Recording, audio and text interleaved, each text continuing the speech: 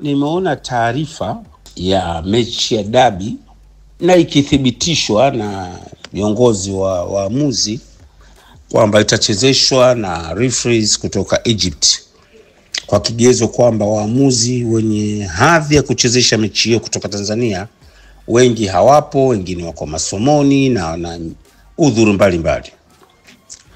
Na katika taarifa hii ambayo nimeiona katika moja ya chombo cha habari, inaeleza kwamba ni maridhiano au makubaliano ya club zote mbili pamoja na shirikisho. Mimi sina shida na labda tu kwa sababu historia huwa ina mengenywa, lakini mimi kwa siku nyingi huko nyuma niliwahi kupendekeza referees kwenye dabi watoke nje ili kuleta uwiano wa haki kwa pande zote. Nilipingwa sana wakati ule na nilizodolewa sana, lakini nashukuru angalau sasa linaanza kuzungumzwa katika level kubwa. Pingwa sana. Na wakati ule nilivyokuwa nikipendekeza, sikuwa napendekeza kwamba the next game itakokuwa inachezwa ya Simba na Yanga au Yanga na Simba. Nilikuwa na shauri tubadilishe kanuni zetu,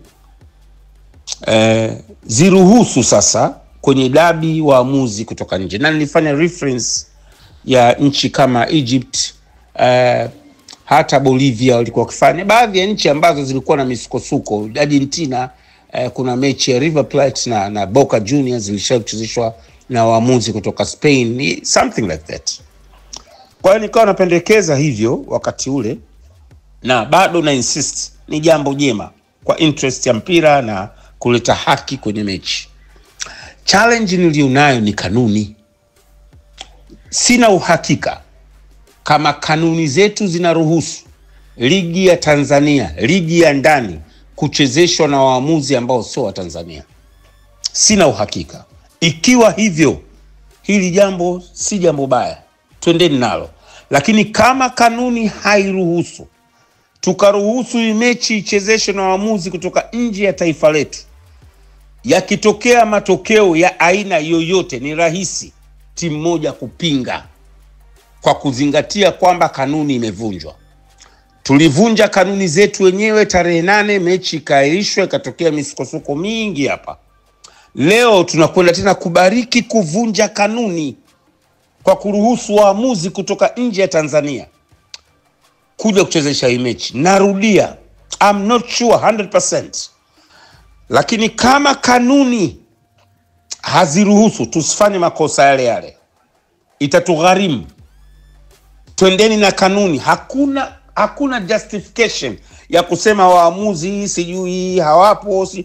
Kama mechi itangazwa toka tarehe 12, 13, itafanyika tarehe 25. Kuna siku nyingi hapa za kujiprepare na hili jambo. Narudia, tusende kuvunja kanuni zetu kwa makubaliano yasiyo ya kikanuni. Tutaharibu zaidi kuliko hata tarehe 8. Ni rai yangu kama mdau wa mpira, ni rai yangu kama mwanamichezo, twendeni tukazingatie kanuni.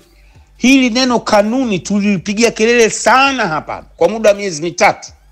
Leo tunakubali kuivunja kanuni zile zile kwa interest ambazo hata hazijulikani kichwa wala miguu. Ningewaomba wakubwa mnaosimamia mpira, msivunje kanuni kwa matamanio yoyote yale. Kama mnataka, na kama kanuni haziruhusu, subirini msimu ukishaisha, badilisheni kanuni. Msimu ujao mechi ya dabi waamuzi watoke nje. Period.